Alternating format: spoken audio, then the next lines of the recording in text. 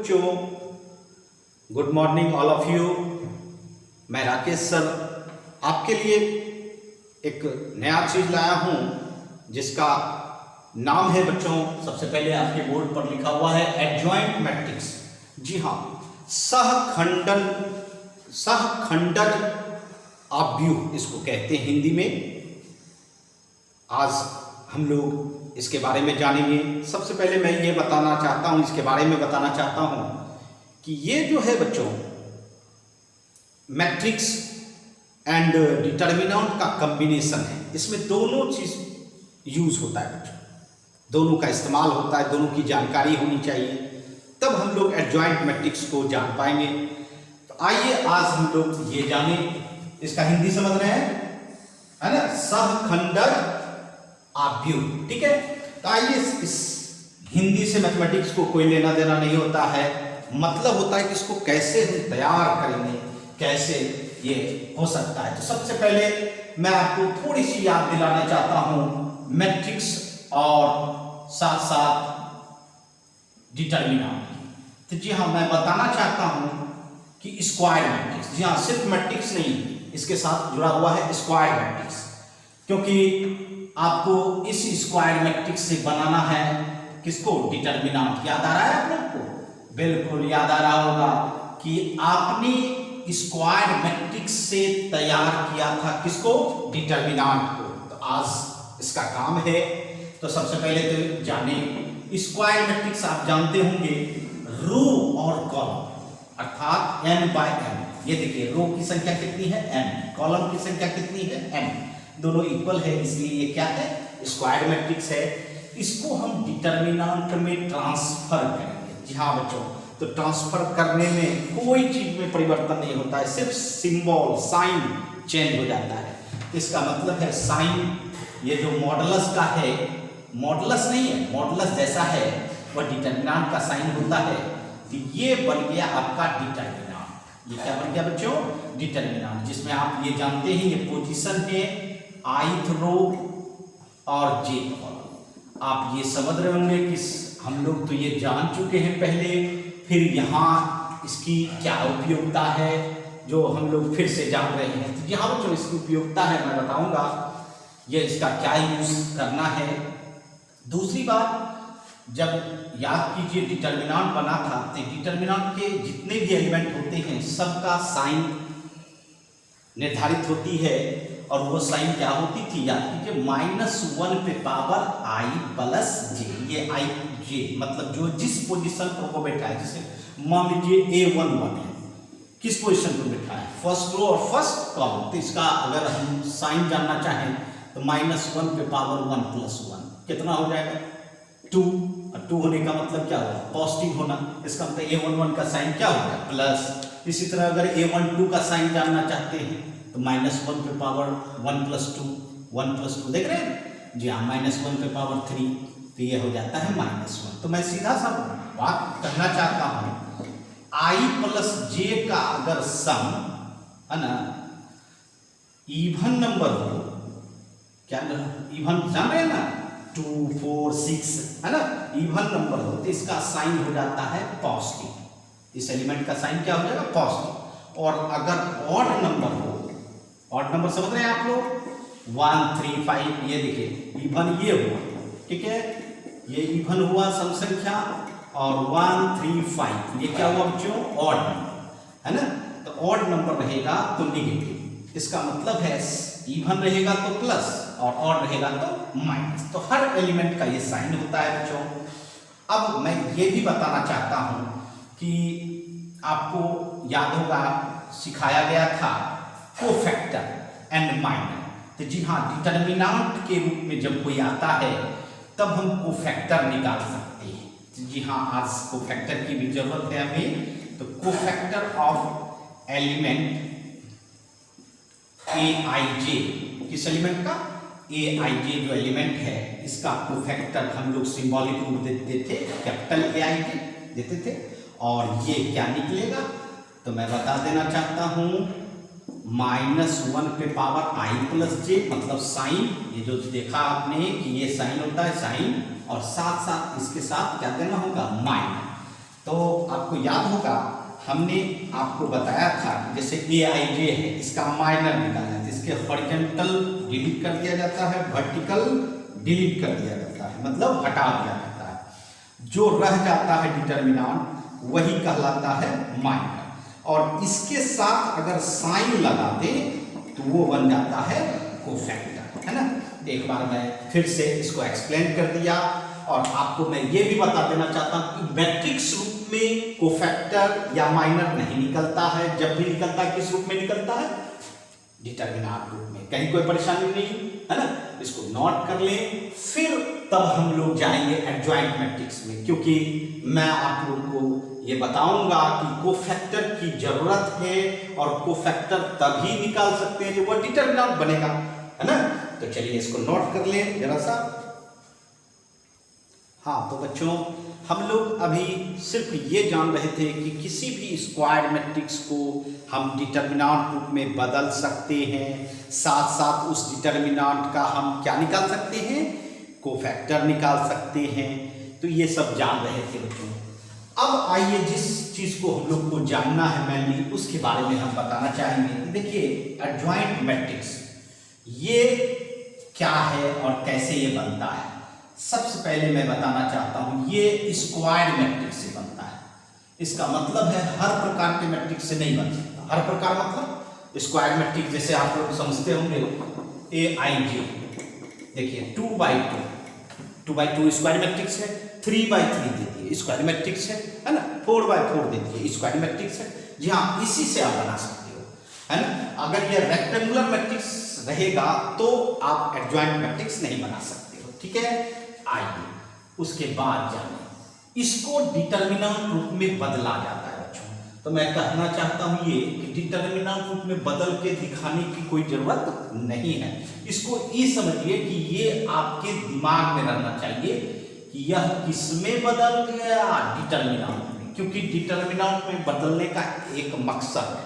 वो मकसद क्या है कि यह डिटर्मिनेंट आने के बाद जितने भी एलिमेंट होंगे, हर एलिमेंट का बारी बारी से आपको कोफैक्टर निकालना होगा, और उस कोफैक्टर से आपको एक मैट्रिक्स तैयार करनी होगी जिसका नाम पड़ता है क्या? Cofactor matrix. फिर समझिएगा मैं क्या कह रहा हूं। अगर डिटर्मिनेंट ने बदलिएगा, सपोज कीजिए, दिमाग में भी नहीं रखिएगा, तो क्या स्क्वायर मैट्रिक्स से बदल सकता है कोफैक्टर? नहीं। इसलिए आपको माइंड में रखना है कि यह बदल गया किसमें? डिटर्मिनेंट में। और जब डिटर्मिनेंट में बदल गया तो हर एलिमेंट का आपको क्या निकालना होगा? कोफैक्टर निकालना होगा, जिससे एक मैट्रिक्स होगा जिसका नाम पड़ेगा कोफैक्टर मैट्रिक्स। और उसके बाद अब क्या करना होगा? जब आपका कोफैक्टर मैट्रिक्स बन जाए तब इसको फिर एक बात और करनी होगी, उसका नाम है ट्रांसपोज। ट्रांसपोज समझते हैं? जैसे मैट्रिक्स में आपने पढ़ा होगा कि फर्स्ट रो को फर्स्ट कॉलम, सेकेंड रो को सेकेंड कॉलम, थर्ड रो को थर्ड कॉलम चेंज किए तो जो नया स्ट्रक्चर बना उसी स्ट्रक्चर का नाम पड़ता है ट्रांसपोज मैट्रिक्स। तो जी हाँ, मैं ये कहना चाहता हूं कि ये जो है आपका ट्रांसपोज करना होगा किसको? कोफैक्टर मैट्रिक्स को। और तब जो मैट्रिक्स बनेगा इसी का नाम है बच्चों एडजॉइंट मैट्रिक्स। क्या नाम पड़ेगा? Adjoint matrix. फिर एक बार आप अपने माइंड में रखें कैसे तैयार हुआ, कैसे ये बना सकते हैं। आपके पास स्क्वायर मैट्रिक्स है, उसको डिटर्मिनेंट रूप में कन्वर्ट करना है, और माइंड में कन्वर्ट करें या दिखाएं, कोई परेशानी नहीं, दोनों कर सकते हैं। समय बचाना है तो माइंड में कर लें, सिर्फ कहे उसमें तो साइन सिंबल चेंज होता है, आपको हमने इसीलिए पहले वही दिखाया। उसके बाद इसको कोफैक्टर मैट्रिक्स बनाएं, अर्थात जितने भी एलिमेंट होंगे डिटर्मिनेंट के, हर एलिमेंट का आपको कोफैक्टर निकालना होगा, उससे मैट्रिक्स तैयार करनी होगी, वही कहलाता है कोफैक्टर मैट्रिक्स। और उसके बाद उसका ट्रांसपोज ले लेंगे, मतलब रो को कॉलम और कॉलम को रो बना लेंगे, तो उससे जो तैयार होगा वही आपका क्या कहलाया? Adjoint matrix. यही हमारा पर्पस था। तो चलिए ये हम लोग जान गए बच्चों।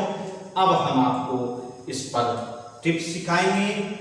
इसके लिए हम कहते हैं हाउ टू फाइंड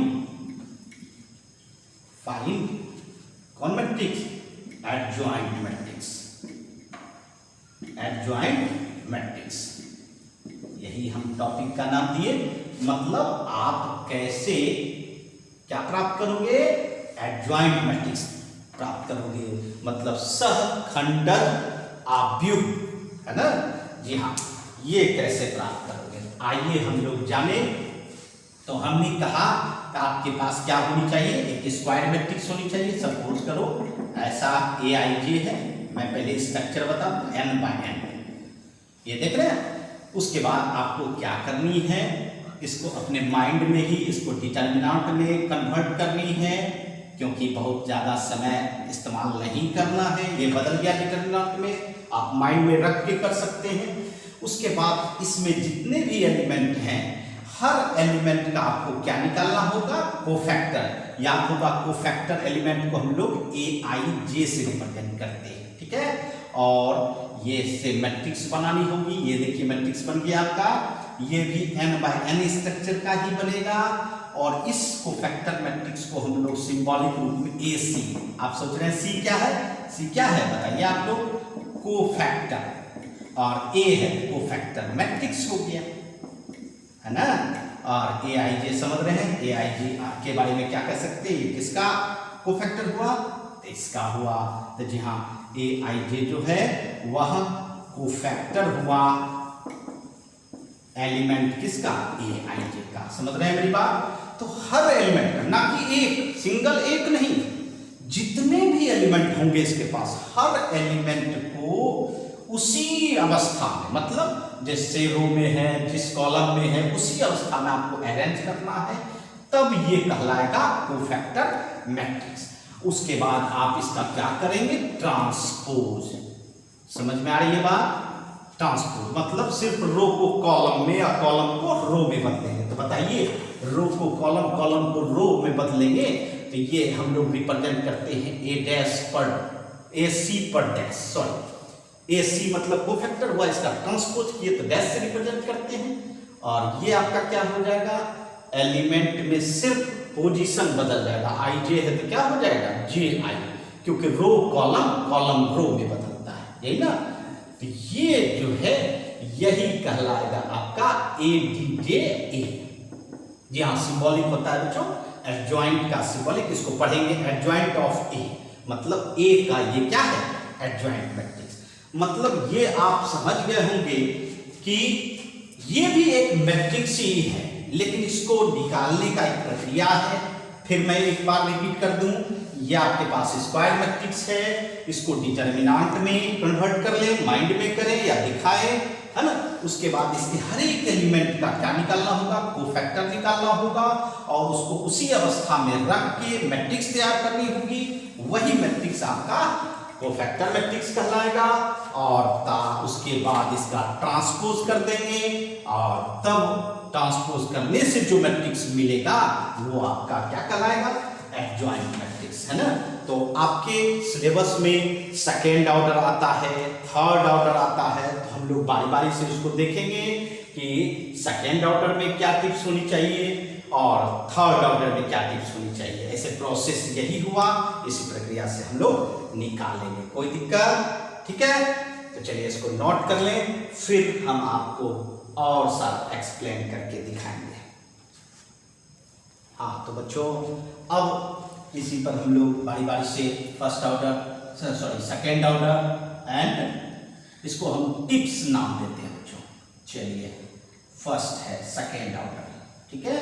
देखिए सेकेंड ऑर्डर कैसा होता है बच्चों? जिसमें 4 एलिमेंट हो, A11, A12, A21, A22। कितने एलिमेंट हैं? 4 एलिमेंट, ठीक है? 2x2 ऑर्डर का। आपको फिर मैं बार बार बोल रहा हूँ, इसको किस रूप में बदलेंगे? डिटर्मिनेंट रूप में, लेकिन दिमाग में ही, माइंड में ही, है ना? इसको दिखाने की जरूरत नहीं। अब देखिए, इसमें फर्स्ट एलिमेंट है A11, इसका आपको कोफैक्टर निकालना होगा। हॉरिजॉन्टल वर्टिकल हटा देंगे, A22 निकल जाएगा, और उसका साइन डाल देंगे। साइन डाल रहे? ये देखिए, मैं बगल में फिर से लिख देता हूँ, साइन की जरूरत होगी तो। ये देखिए, प्लस माइनस माइनस प्लस, ये आपका सेकेंड ऑर्डर का है। और थर्ड ऑर्डर का क्या होता है? Sign plus minus plus, minus plus minus plus minus plus, मतलब इस सिर्फ जो एलिमेंट लीजिएगा उसके हॉरिजॉन्टल उसके वर्टिकल हटा दीजिए, जो रहा वो ले लीजिए और उसका साइन डाल दीजिए, बस वो कोफैक्टर हो जाएगा हर पोजीशन। जैसे पहला का कोफैक्टर हो जाएगा A11, दूसरे का हो जाएगा A12, तीसरे का हो जाएगा A21, चौथे का हो जाएगा A22, ठीक है। और इससे मैट्रिक्स बना लीजिए, इसी मैट्रिक्स का नाम पड़ता है कोफैक्टर मैट्रिक्स। क्या नाम पड़ता है बच्चों? कोफैक्टर मैट्रिक्स, ठीक है। अब इसका क्या करने जा रहे हैं? ट्रांसपोज। जी हाँ, यहां देखिए, अब इसका आप ट्रांसपोज करेंगे। ट्रांसपोज करना बिल्कुल आसान है। ट्रांसपोज सिर्फ रो को कॉलम बना लेंगे, है ना।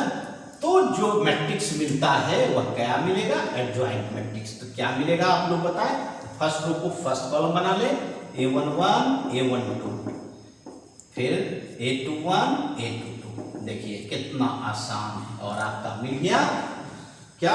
सेकेंड ऑर्डर का एडजॉइंट मैट्रिक्स, ठीक है। अब इस पर हम एक डिजिट में क्वेश्चन भी देखते हैं, जिससे कि आपको अच्छी तरह समझ में आए। कोई भी डिजिट ले सकते हैं, बोलिए आप, आपकी मर्जी, है ना, बोलिए। चलिए फर्स्ट डिजिट लेते हैं 2, ठीक है। आप बोलो 7, ठीक है। आप बोलो 5, ठीक है। आप क्या बोल रहे हो? चलिए 9, है ना। इतना 4 एलिमेंट सेलेक्ट करना था, कोई भी ले सकते हैं, और इसका हमको एडजॉइंट निकालना है। चलिए निकालते हैं, ठीक। इसको क्या पढ़ेंगे? बोलिए तो आप लोग बताए थे एडजॉइंट ऑफ ए।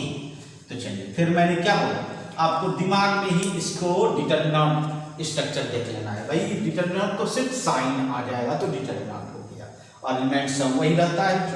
तो चलिए कोफैक्टर की बात है, कोफैक्टर निकालना है। कोफैक्टर ऑफ R, चलिए R1 में जितने भी एलिमेंट है सबका कोफैक्टर निकालिए। बताइए इसका पोजीशन क्या देते हैं? A11 देते हैं ना, याद रखिए।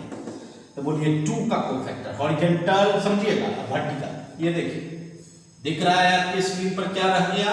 9 निकाले हैं, ठीक है। साइन बोलिए इसका, बताइए वहां साइन क्या है? प्लस, तो प्लस दे दीजिए। फिर देखिए दूसरा पोजीशन क्या है? A12, 7 का क्या निकालेंगे? हॉरिजॉन्टल और वर्टिकल। फिर देखिए नजर आ रहा है आपको? 5, बिल्कुल। साइन बोलिए, उसका साइन क्या है? माइनस, बस हो गया, दोनों एलिमेंट का निकल गया।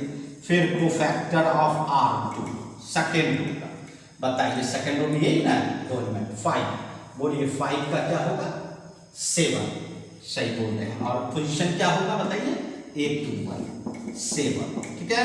और दूसरी बात साइन वहां से भी देख सकते हैं, यहां भी देखिए 2 + 1 कितना? 3।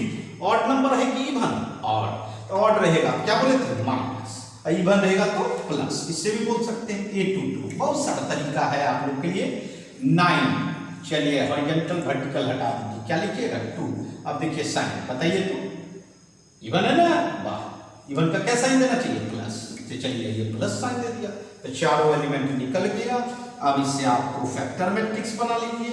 ये देखिए हॉरिजॉन्टल 9 - 5 -7 और +2। चूंकि प्लस है तो प्लस लिखने की जरूरत नहीं। अब इसका क्या करना चाहिए? ट्रांसपोज करना चाहिए। करना चाहिए कि नहीं करना चाहिए? जैसे ही आप इसका ट्रांसपोज करेंगे आपको क्या मिलने जा रहा है? एडजॉइंट मैट्रिक्स, है ना। तो चलिए ट्रांसपोज कर ही दे, एडजॉइंट ऑफ ए। बताइए आप, फर्स्ट रो फर्स्ट कॉलम में चला जाएगा 9 - 5 और सेकेंड -7 और 2, ठीक है ना। थोड़ा जानना पड़ता है कि आपको दिख रहा है कि नहीं, है ना, इसलिए ऐसा हमने किया। तो चलिए देखिए कैसे तैयार कर लिया, कोई दिक्कत? अच्छा, ये तो प्रोसेस हुआ, इस तरह से बनाना ही चाहिए, है ना, एडजॉइंट निकालना ही चाहिए। लेकिन आपको एक और मैं ऐसा ट्रिक बताता हूं, जैसे कि हम लोग कोई कंपटीशन में बैठे हुए हैं बच्चों, और कंपटीशन में बैठे हुए हैं, हम लोगों को एडजॉइंट मैट्रिक्स निकालना है, जरूरत है। तो इतना अगर प्रोसेस से बनाएंगे तो थोड़ी सी परेशानी हो जाएगी। ये तो नोट कर लिए होंगे, मैं यही बताना चाहूँगा। देखिए आपके सामने, देखिए ये मैं स्पेशल ट्रिक के रूप में आपको बताना चाहेंगे, है ना। ऐसे ये हमेशा इस्तेमाल नहीं करना चाहिए क्योंकि यह शॉर्ट मेथड है। आइए, जैसे ये आपके पास क्या सबक था?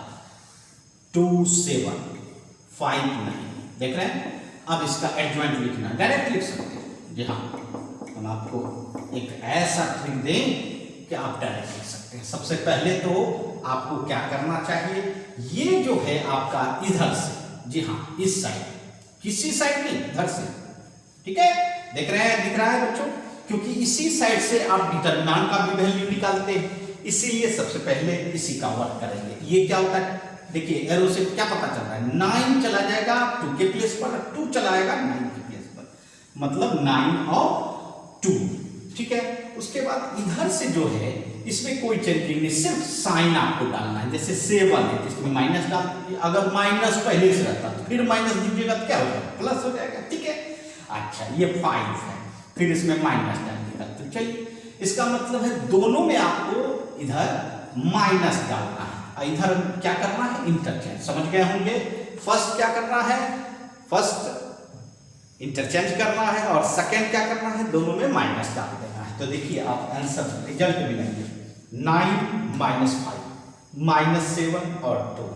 तो जी हाँ, तो आप सोच रहे होंगे कि सर ये छोड़ के यही ट्रिक तो ज्यादा बढ़िया रहता, लेकिन बच्चों ये एमसीक्यू के लिए हुआ, ऑब्जेक्टिव है ना, क्योंकि वहां कम समय होता है। लेकिन जहां ऑब्जेक्ट एमसीक्यू नहीं है तो वहां आपको प्रोसेस से बताना होगा, जिससे कि आप बना सके, देख सके, टीचर अच्छी तरह समझ सके कि हाँ ये किस प्रोसेस से बना है, ठीक है, कोई परेशानी नहीं। अब कई एग्जांपल लेके आप बना सकते हो, नोट कर लें।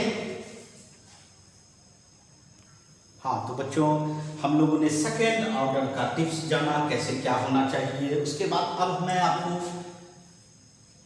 थर्ड ऑर्डर बताने जा रहा हूं, यही दो तो मिलता ही है ना।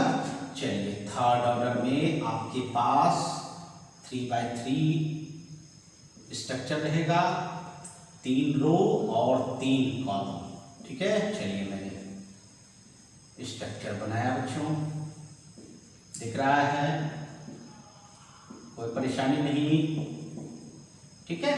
ये देखिए 3x3 स्ट्रक्चर, इसी का आपको निकालना है।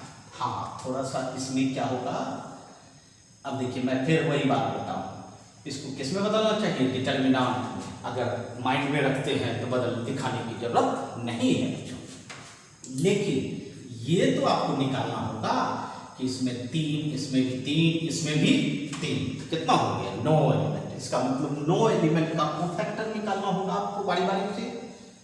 पहला A11 होगा, दूसरे का A12, तीसरे का A13, है ना। फिर चले आइए A21, A22, A23, समझ रहे हैं आप, सबका पोजीशन वही रहेगा, A32, A33। इससे जो मैट्रिक्स आपने बनाया उसको सिंबॉलिक हम लोग क्या कहते हैं, A पावर C, है ना। अर्थात ये क्या बन गया आपका कोफैक्टर मैट्रिक्स बन गया। अब आप क्या करो, इसका ट्रांसपोज ले लो, क्या ले लो, ट्रांसपोज। चलिए ट्रांसपोज ले लेते हैं, है ना। और ये ट्रांसपोज जब लेते हैं तो ये क्या हमारा तैयार होता है, एडजॉइंट ऑफ ए, मतलब एडजॉइंट मैट्रिक्स तैयार होता है। बताइए फर्स्ट रो फर्स्ट कॉलम में आएगा A11, A12, A13, ठीक है। उसके बाद सेकेंड रो सेकेंड कॉलम आएगा A21, A22, A23। फिर थर्ड रो थर्ड कॉलम आएगा A31, A32, A33। समझ में आ रही है, दिख रहा है, दिख रहा है बच्चों, ये भी 3x3 है ना, कोई परेशानी नहीं बच्चों, दिख रहा होगा। चलिए तो इस तरह से, जी हाँ, मतलब फिर एक बार मैं बोलूं, ये 9 एलिमेंट है, इस 9 एलिमेंट का कोफैक्टर निकालना होगा, उससे आप मैट्रिक्स बनाएं जिसका नाम कोफैक्टर मैट्रिक्स पड़ता है।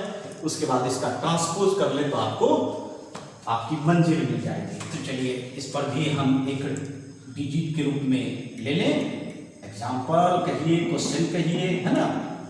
आइए 1 3 2, ठीक है, 0 2 1 2 1 0 ले लिया। अब मैं कहूं इसका एडजॉइंट निकालना है तो आप आराम से निकाल सकते हैं, आपके पास सब प्रोसेस है। तो चलिए फिर हम अपने माइंड में ही इसको किस रूप में बदल लें, डिटरमिनेंट में, खाली स्केच डाल देंगे, है ना। जैसे कभी हम लोग स्वप्न देखते हैं ना, वो इसी तरह स्वप्न देख लिए, इमेजिन कर लिए भाई वो डिटरमिनेंट में आ गया। अब इसके हर एलिमेंट का निकालना है, तो ऐसा करो कि फर्स्ट रो के तीनों एलिमेंट का एक साथ निकाल लो। तो ऐसा लिख सकते हो कोफैक्टर ऑफ R1। हालांकि आप डायरेक्ट R1 देके डैश देके कर सकते हैं। चलिए पहला एलिमेंट जिसका पोजीशन क्या होता है A11 है ना, देखिए।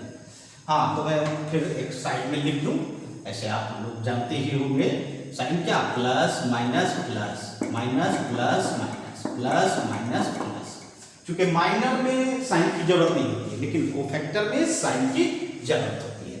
कुछ बताइए, 1 का हॉरिजॉन्टल वर्टिकल हटा दीजिए, क्या रहा आपका डिटरमिनेंट, छोटा सा 2 1 1 0। देखिए 4 एलिमेंट है, एक ग्रुप है, तो ग्रुप है तो इसको डिटरमिनेंट ग्रुप देते हैं बच्चों।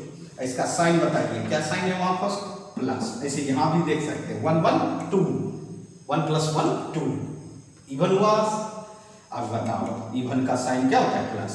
चलिए रिजल्ट बताइए, 2 × 0 0, 1 × 1 1, कितना हो गया -1। अरे जैसा सेकेंड ऑर्डर का वैल्यू निकालते थे वैसा निकालेंगे ये। फिर चलिए A12, ये बताइए मतलब 0 का निकालने के कह रहा है, हॉरिजॉन्टल वर्टिकल हट गया, दिख रहा है 3 2 और 1 0 दिख रहा है बच्चों। क्या निकाले, 0 का निकाले, हॉरिजॉन्टल वर्टिकल हट गया, 3 2 1 0। इसका साइन बोलिए, बोलिए वहां से देख सकते हैं माइनस, अदरवाइज 1 + 2 कितना 3 होने का मतलब माइनस साइन। फिर चलिए माइनस दे दिए, ठीक है, दिख रहा होगा। चलिए बोलिए 3 × 0 0 माइनस 2 × 1 2, कितना हो गया माइनस माइनस प्लस 2, ठीक है। फिर देखिए A13, बोलिए इसका 2 का हॉरिजॉन्टल वर्टिकल हट गया, क्या था यही चार्ट 3 2 2 1, डिटरमिनेंट बना लीजिए 3 2 2 1। साइन बोलिए प्लस 1 + 3 4, इवन हो गया, प्लस हो गया। वहां से भी देख सकते हैं इसका रिजल्ट बताइए आप लोग, 3 × 1 3, 2 2 4, कितना हो गया -1 हो गया फर्स्ट रो का। अब सेकेंड रो का कोफैक्टर ऑफ R2, चलिए R2 में 3 2 1, ये तीनों का निकालेंगे। इसका पोजीशन बताइए, देखिए वहां से A21, ठीक है। बोलिए हॉरिजॉन्टल और वर्टिकल समझ में आ रही है ना, हॉरिजॉन्टल और वर्टिकल हटा दिए, क्या रहा ऊपर का 2 और नीचे का 2, मतलब 0 2 और 1 और 0, ठीक है। आप बताइए साइन क्या होगा, इसका साइन माइनस, तो माइनस डाल दीजिए, -0 × 0 1 × 2 2, तो माइनस माइनस प्लस 2, ठीक है। फिर चलिए A22 का बताइए, 2 का हॉरिजॉन्टल वर्टिकल हट गया, क्या हुआ 1 2, समझ रहे हैं 2 0 2 0। साइन बताइए, साइन क्या होगा प्लस, ठीक है। वैल्यू भी निकाल सकते हैं, 0 -2 2 4, मतलब कितना हो गया -4। फिर देखिए A23 का देखिए तो 1 का हॉरिजॉन्टल वर्टिकल डिलीट 1 0 2 1 1 0 2 1, ठीक है, बढ़िया से लीजिए 2 1, ठीक है। साइन क्या डालिएगा, माइनस माइनस डाल दिए, वैल्यू बताइए 1 - 0 मतलब -1। तो देखिए आपने सेकेंड रो भी निकाल लिया है ना। अब आइए third row, cofactor of R3, बोलिए बोलिए क्या पोजीशन है A31, बोलिए। तो ऐसे इसको मिटा लेते हैं तो थोड़ा सा ज़्यादा स्पेस मिल जाएगा हम लोग को, है ना। अब साइन की तो जरूरत है नहीं, साइन तो दिमाग में आ गया बच्चों। चलिए कोफैक्टर ऑफ R3 दिख रहा है, चलिए इसका पोजीशन है A31। बताइए 2 का हॉरिजॉन्टल वर्टिकल हट गया, क्या होगा 0 2 2 1 0 2 2 1। साइन बोलिए प्लस होगा ना, प्लस फर्स्ट एलिमेंट है, बोलिए 0 × 1 0 और 2 2 4, कितना हो गया -4। फिर चलिए आप इसका निकालिए A32 का, बोलिए इसका क्या होगा 1 का हॉरिजॉन्टल वर्टिकल हट गया 1 3 2 1 1 3 2 1, ठीक है। साइन बोलिए माइनस होगा ना, इसका रिजल्ट 1 - 6 दिख रहा है, -5 होगा, अर्थात माइनस बाहर में तो +5, और एक लास्ट डिजिट है 833। ठीक है, इसमें बोलिए जीरो का हॉरिजॉन्टल वर्टिकल हट गया 1032। ठीक है, 1032, कोई दिक्कत? साइन तो प्लस है, चलिए ऊपर भी दे सकते हैं, दिख रहा है ना, 2 - 0 कितना हो जाएगा 2। तो आपको हमने R1, R2 और R3 तीनों रो का आपको क्या निकाला, कोफैक्टर निकाला बच्चों आपने, है ना। अब इसका हम क्या करेंगे, कोफैक्टर मैट्रिक्स बना लेंगे। चलिए बना ही लीजिए, बताइए। फर्स्ट रो में क्या डालिएगा, दिख रहा है -1, 2 और -1। ठीक है, सेकेंड रो में क्या दिख रहा है, 2 -4, ठीक है, और -1। ठीक, उसके बाद थर्ड रो में क्या दिख रहा है, -4, 5 और 2। Very good. इस तरह से आपने कोफैक्टर निकाला। अब इसका ट्रांसपोज कर दीजिएगा तो आप अपने मंजिल तक पहुंच जाइएगा, है ना। फर्स्ट रो को फर्स्ट कॉलम बनाइए, -1, 2, -1।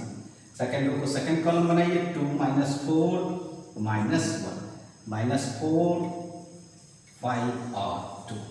देखिए यही है आपका एडजॉइंट मैट्रिक्स। मतलब क्या किया आपने, फिर आपको एक बार देखना है, फर्स्ट रो का तीनों एलिमेंट का कोफैक्टर निकाला, फिर सेकेंड रो का तीनों एलिमेंट का कोफैक्टर निकाला, फिर थर्ड रो का तीनों एलिमेंट का कोफैक्टर निकाला, फिर उससे एक कोफैक्टर मैट्रिक्स तैयार किए, उसके बाद उसका ट्रांसपोज कर लिए, है ना। तो जो जो मैट्रिक्स आया वही आपका क्या कहलाया, एडजॉइंट मैट्रिक्स। कोई परेशानी है ना। इसका भी मैंने MCQ के लिए हमारे पास ट्रिक है, मैं आपको बताऊंगा, लेकिन वो हुआ बच्चों MCQ के लिए, है ना। लेकिन अगर आपको प्रॉब्लम बनानी है तो उस तरह नहीं बनानी चाहिए, मैं ऐसे सिखा दूंगा कि कैसे बनानी चाहिए। ठीक है, इसको नोट्स भी कर लें और साथ साथ मैं ट्रिक भी बताऊंगा बच्चों, है ना। हाँ तो बच्चों, मैंने आपको कहा था कि इसको शॉर्ट में बनाने का भी ट्रिक है, वो भी मैं आपको सिखाऊंगा। जब भी आपको MCQ बनानी होगी तो शॉर्ट ट्रिक से बनाइए। यही आपका मैट्रिक्स था, है ना। और प्रोसेस से आपने एडजॉइंट मैट्रिक्स निकाला। देखिए क्या प्रोसेस है। सबसे पहले तो जो है उसको लिख दें, 1 3 2 0 2 1 2 1 0 लिख दिए। आगे का जो 2 कॉलम है उसको पीछे लिखिए, 1 3 2, फिर दूसरा सेकंड कॉलम 0 2 1। दिख रहा है क्या किया, आगे का जो 2 कॉलम था उसको पीछे भी लिखिए। ठीक है, अब फिर देखिए ऊपर का जो 2 रो है उसको नीचे लिखिए, 1 0 2 1 0 3 2 1 3 2 लिख लिए। ये स्ट्रक्चर तैयार हो गया हमारा। उसके बाद इसके हॉरिजॉन्टल और इसके वर्टिकल, मतलब एक रो, फर्स्ट रो और फर्स्ट कॉलम को हटा दीजिए। उसके बाद आपका जो तैयार होगा वो देखिए, कोफैक्टर मैट्रिक्स पहले तैयार होगा। क्या तैयार होगा, जी हाँ, कोफैक्टर मैट्रिक्स तैयार कीजिए। 2 × 0 0 और 1 × 1 1, तो 0 - 1 कितना होगा, -1। फिर देखिए 1 × 2 2 और 0 × 0 कितना, 0।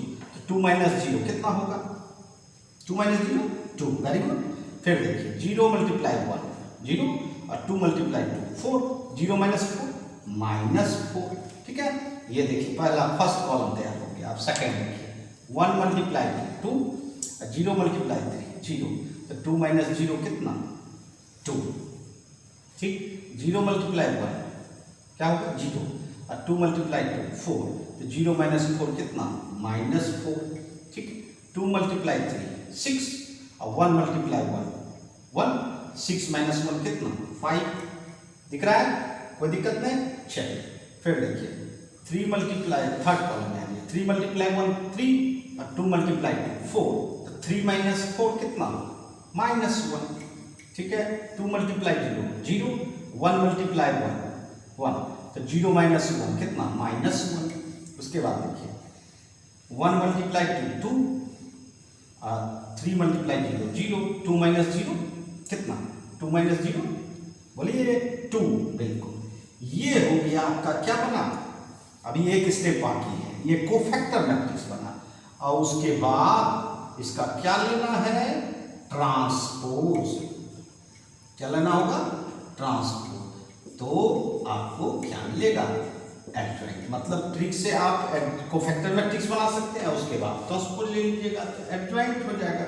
बोलिए फर्स्ट को फर्स्ट कॉलम बनाइए, -1 2 -1, सेकंड को सेकंड कॉलम बनाइए, 2 -4 -1 दिख रहा है। उसके बाद थर्ड और थर्ड कॉलम बनाइए, -4 5 और 2, ठीक है। और ये आपका रिजल्ट का जरा देखिए, क्या यही रिजल्ट वो है, इसलिए मैंने नहीं मिटाया है बच्चों। देखिए -1 2 -1, ठीक है। सेकंड 2 -4 -1, फिर -4 5 2, देख रहे हैं। तो जी हाँ बच्चों, एक ट्रिक भी है जिसके आधार पर आप इसको आराम से बना सकते हैं, लेकिन ये MCQ के लिए है और वो प्रोसेस के आधार पर बनाना है बच्चों।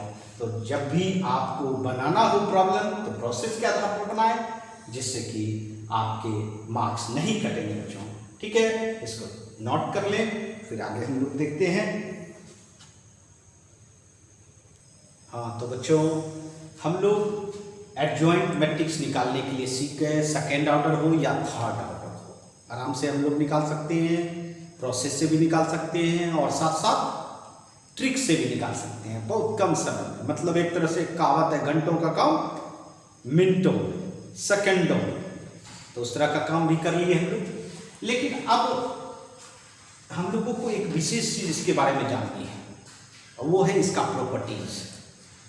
ये इसलिए जाननी है बच्चों कि इसके प्रॉपर्टीज से बहुत सारे एग्जामिनेशन में, अच्छे अच्छे कॉम्पिटिशन एग्जामिनेशन में आप लोग सुने होंगे IIT, जी हाँ, हम लोगों का ज़्यादा फोकस होता है IIT के एग्जामिनेशन के लिए। तो निश्चित तौर पर एडजॉइंट मैट्रिक्स से क्वेश्चन उठता ही है। तो एडजॉइंट मैट्रिक्स निकालने के लिए नहीं पूछा जाता है बच्चों, उसके प्रॉपर्टीज से पूछा जाता है। आज बारी बारी से हम लोग 1 by 1 देखेंगे। इसको कहते हैं बच्चों प्रॉपर्टीज ऑफ डिटरमिनेंट।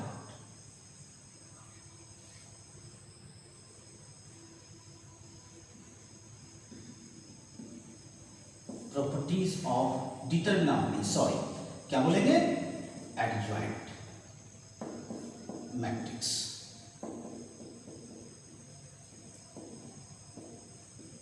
ठीक है, ये हमारा अब टॉपिक रहा। आइए जानिए फर्स्ट प्रॉपर्टीज।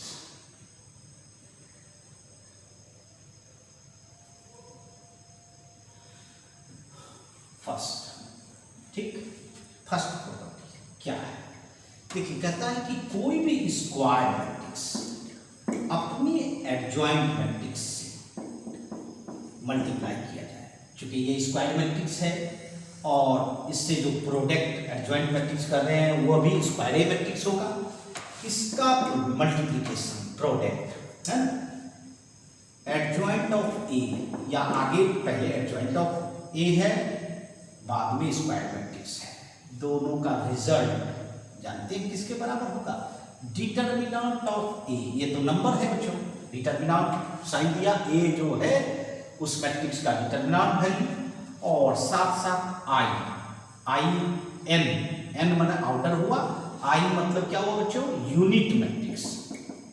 समझ रहे मेरी बात?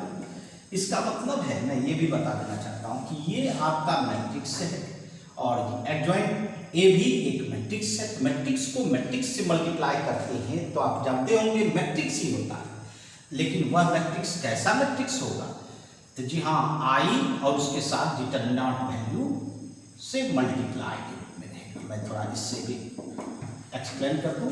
ये देखिए, जैसे मान लीजिए ये 2/2 ऑर्डर का रहे तो क्या होगा, आप डायरेक्ट मल्टीप्लिकेशन करने की भी जरूरत नहीं, इस रिजल्ट से आप डायरेक्ट लिख सकते हैं। चलिए I2 का मतलब होता है 1 0 0 1, ये है डायगोनल में 1 1 और इधर आपका 0 होता है, यही कहलाता है यूनिट मैट्रिक्स। अब देखिए डिटरमिनेंट अगर अंदर जाएगा मैट्रिक्स में तो determinant of A into 1 determinant of A, इस 0 से मल्टीप्लाई होगा 0, ये भी 0 और ये डिटरमिनेंट ऑफ ए।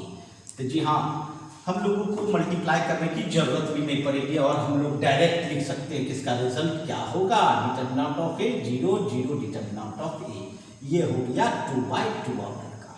और यही चीज अगर 3/3 ऑर्डर का करना चाहेंगे हम लोग तो क्या होगा बताइए।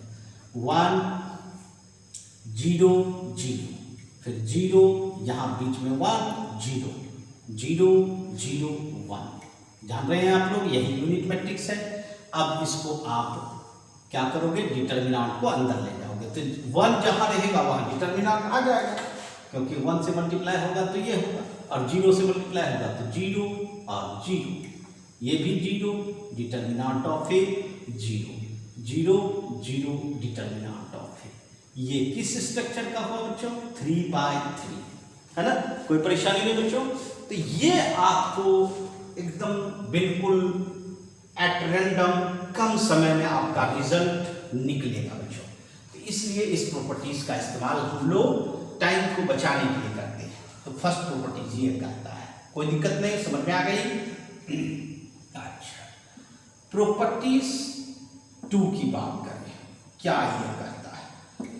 प्रॉपर्टीज 2 कहता है कि कोई भी दो मैट्रिक्स का प्रोडक्ट का एडजॉइंट, दो मैट्रिक्स के प्रोडक्ट का एडजॉइंट वो किसके बराबर होता है। तो जी हाँ, मैं बताना चाहूंगा कि adjoint of B into adjoint of A, अगर सिंगल सिंगल एडजॉइंट निकाला जाए, बी आगे और ए पीछे रखना चाहिए। तो आप सोच रहे होंगे सर ए आगे रखेंगे बी पीछे रखेंगे तो क्या रिजल्ट बदल जाएगा। तो जी हाँ, मैट्रिक्स में ऐसा होता है और जनरल में नहीं होता है। जनरल कोई भी चीज देते हैं तो उसमें नहीं होता है, लेकिन मैट्रिक्स में अगर ए इंटू बी और बी इंटू ए करते हैं बच्चों, ये दोनों रिजल्ट इक्वल नहीं होता है बच्चों। और ये आपका मैट्रिक्स है, दोनों मैट्रिक्स है, इसलिए ये ध्यान रखेंगे, है ना। प्रॉपर्टीज नंबर 2 की एक और मैं आपको प्रॉपर्टीज बताना चाहूंगा, समझ रहे हैं, कोई दिक्कत नहीं। एक मैं बताना चाहता हूं, किसी मैट्रिक्स के ट्रांसपोज का एडजॉइंट, ट्रांसपोज समझ रहे हैं, रो को कॉलम और कॉलम को रो में चेंज करके फिर एडजॉइंट निकालना हो, या आप ऐसा कर सकते हो कि एडजॉइंट पहले निकालें, एडजॉइंट निकालने के बाद तब इसका ट्रांसपोज करें तो दोनों रिजल्ट सेम होगा। मतलब आपकी मर्जी है, या तो मान लो कि किसी मैट्रिक्स का ट्रांसपोज कर लिए तब एडजॉइंट निकालें, या एडजॉइंट निकाल लिया तब ट्रांसपोज करेंगे तो रिजल्ट बिल्कुल सेम होगा, कोई परेशानी नहीं।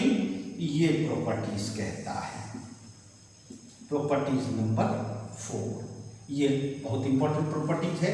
कहता है ए और बी ये दोनों स्क्वायर मैट्रिक्स है, दोनों का प्रोडक्ट का डिटरमिनेंट वैल्यू, दोनों का प्रोडक्ट करेंगे तो मैट्रिक्स ही होगा बच्चों। मैट्रिक्स को मैट्रिक्स से मल्टीप्लाई करेंगे तो क्या मिलेगा, मैट्रिक्स, और वो भी स्क्वायर मैट्रिक्स को स्क्वायर मैट्रिक्स से मल्टीप्लाई करेंगे तो स्क्वायर मैट्रिक्स ही मिलेगा, और उसका डिटरमिनेंट वैल्यू बराबर होता है determinant of A into determinant of B. जी हाँ, लेकिन एक चीज याद रखें, ए एंड बी क्या होना चाहिए, are non singular matrix. Non singular का नाम सुने होंगे बच्चों, ऐसे मैं बता देना चाहता हूं नॉन सिंगुलर का मतलब क्या होता है। नॉन सिंगुलर को हिंदी में कहते हैं व्युत्क्रमणीय। क्या कहते हैं बच्चों, व्युत्क्रमणीय, है ना हिंदी में, लेकिन हम उसका मीनिंग समझना चाहते हैं। ये देखिए, मैं आपको साइड में थोड़ा डिफाइन कर दूं, या यही डिफाइन कर दूं, प्लेस है हमारे पास। देखिए, एक होता है सिंगुलर मैट्रिक्स, ठीक, और एक क्या होता है बच्चों, नॉन सिंगुलर मैट्रिक्स। दो टाइप का होता है सिंगुलर मैट्रिक्स। देखिए, जैसे कि मान लीजिए कोई आपके पास स्क्वायर मैट्रिक्स है, अगर ये स्क्वायर मैट्रिक्स होना चाहिए, अगर इसका डिटरमिनेंट वैल्यू निकाल सकते हैं। अगर ये 0 हो गया मतलब ये क्या हो गया, नॉन सिंगुलर, सिंगुलर हो। जैसे एग्जांपल में देना चाहते हैं, ए बराबर, देखिए जैसे 4 लिखे, 6 लिखे, 2 लिखे, 3 लिखे। अब बताइए इसका अगर डिटर्मिनेंट में चेंज करेंगे तो 4 3 जा 12, 6 2 जा 12, 12 माइनस 12 0। इसका मतलब ये क्या है? सिंगुलर मैट्रिक्स है।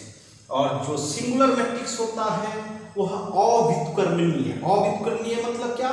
इसका इनवर्स नहीं निकाला जा सकता है। आपको आगे सिखाएंगे इनवर्स मैट्रिक्स। और इसमें क्या होगा? इसमें आपका क्या होगा आप समझ गए होंगे। इसमें determinant value not equal to 0। ये एग्जांपल हम देना चाहेंगे। ये देखिए यहाँ दिए थे ना, सिर्फ एक चीज बता देंगे, 4 6 माइनस 2 3। बताइए तो 4 3 जा 12 माइनस 2 6 जा माइनस 12 माइनस प्लस, तो 12 प्लस 12 कितना? 24। 0 नहीं हुआ, ये हुआ नॉन सिंगुलर मैट्रिक्स। समझ रहे हैं मेरी बात? तो जी हाँ, ये प्रॉपर्टीज इस्तेमाल कर सकते हैं किसके लिए? नॉन सिंगुलर मैट्रिक्स के लिए इस्तेमाल करें। और साथ साथ ये भी जानें कि इसमें आप याद रखें कि इसका इनवर्स मैट्रिक्स नहीं निकाला जाएगा। जब भी निकाला जाएगा किसका निकाला जाएगा? नॉन सिंगुलर मैट्रिक्स, है ना। मैं आपको बताऊंगा क्योंकि एडजॉइंट मैट्रिक्स से ही रिलेटेड होता है कौन? Inverse matrix. तो चलिए इसको नोट कर लें, फिर और प्रॉपर्टीज है उसके बारे में जान लेंगे तब आगे बढ़ेंगे। हाँ तो बच्चों अब हम लोग आगे 4 नंबर प्रॉपर्टीज को जानेंगे बच्चों, है ना। प्रॉपर्टीज नंबर 4 बहुत ही इंपॉर्टेंट। जी हाँ, कई बार आईआईटी एग्जामिनेशन में, साथ साथ काउंसिल के एग्जामिनेशन में, बोर्ड के एग्जामिनेशन में पूछा जाता है ना। तो हम लोग ये अब जानेंगे बच्चों, है ना। और 4 नंबर हो चुका है हम लोग का। चलिए 5 नंबर हम लोग बात करें, है ना। ठीक है, तो 5 नंबर प्रॉपर्टीज के बारे में ही बात कर रहे थे हम लोग। नंबर गड़बड़ा गया था, चलिए कोई बात नहीं। तो आइए हम लोग जानें ये क्या कहता है। कहता है कोई भी एडजॉइंट मैट्रिक्स है, तो चूंकि एडजॉइंट मैट्रिक्स है तो हमने कहा था कि स्क्वायर मैट्रिक्स से ही एडजॉइंट मैट्रिक्स बनता है। तो इसको अगर डिटर्मिनेंट में बदल दें और उससे वैल्यू निकालें तो वो वैल्यू किसके इक्विवेलेंट होना चाहिए? मैं बताना चाहता हूं वो वैल्यू ओरिजिनल स्क्वायर मैट्रिक्स के पावर n-1 के इक्विवेलेंट होगा, जिसमें n क्या होगा आपका? बताइए आप लोग। ऑर्डर मैट्रिक्स माने किस ऑर्डर का है? अगर 2x2 ऑर्डर का है तो 2 लिखेंगे, 3x3 ऑर्डर का है तो 3 लिखेंगे, है ना। ये बात है। तो आप सोच रहे होंगे सर ये कहां से आया? प्रश्न उठता है ना, ये कहां से आया? तो मैं इसका भी एक्सप्लेनेशन आपको समझाता हूं। देखिए आपने फर्स्ट प्रॉपर्टी पढ़ा था a into adjoint of a equal to कितना? Determinant of a into I n भी दे सकते हैं, i भी दे सकते हैं। ठीक है, अब ये बताइए, चलिए i n दे देते हैं। ठीक है, मान लो n ऑर्डर का है, n ऑर्डर ही लिए हैं। अब इसके बाद हम इसको एक और चीज करेंगे, determinant of a I n को लिख सकते हैं हम। आई n तो आसान है लिखना, सिर्फ एक रो में एक ही एलिमेंट और उसके बाद सब क्या होता है आपका? 0 होता है। ठीक है, फिर सेकेंड रो में सेकेंड पोजीशन में 1 होगा और सब जगह 0 होगा। थर्ड में थर्ड पोजीशन पर 1 होगा और सब जगह 0 होगा। इस तरह से हम लोग कितना रो देंगे? n रो, चुके n ऑर्डर है तो चलिए, और इसमें लास्ट में 1 पड़ेगा ना। चलिए फिर देखिए अब क्या करें, इस डिटर्मिनेंट को अंदर ले जाएं। डिटर्मिनेंट ऑफ ए सब जगह तो 0 हो जाएगा ना।